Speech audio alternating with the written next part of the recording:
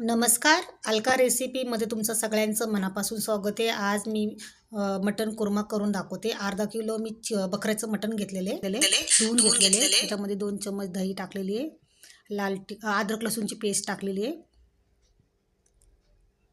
लाल तिखट पावडर आहे, मिरचीची पावडर, हळद, धनिया पावडर आणि गरम मसाला आणि थोडं मीठ चवीप्रमाणे. ते सगळं मिक्स करून घेते आणि अर्धा घंटा साईडला ठेवून देते. तवर इकडं मी 4 मोठे कांदे कापून घेतलेले आहेत. पॅन गरम झालेले आहे, त्याच्यामध्ये तेल टाकले, त्याच्यात कांदे तळून घ्यायचे, आपल्याला लालसर करून घ्यायचेत. इकडं मिक्सरच्या भांड्यामध्ये मी त्या 3 टमाटर मोठेवाले घेतलेत, ते बारीक करून घ्यायचेत.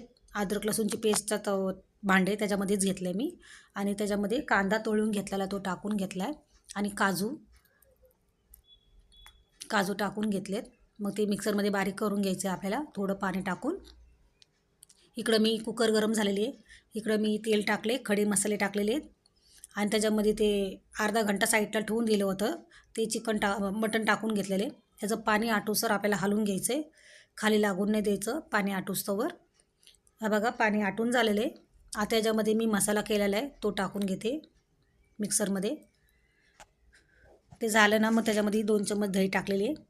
ते चांगलं परतून मस्त तळून घ्यायचे, ते पाणी सुटूस्तवर. आणि गरम पाणी केलेले मी, त्याच्यामध्ये गरम पाणी टाका. मग मसाला टाकलेला आहे, गरम मसाला, आणि मग 4 शिट्ट्याच्या नंतर खोललेली कुकर आहे. बघा, रेसिपी आवडली असेल तर लाईक, शेअर, सबस्क्राईब करायला विसरू नका.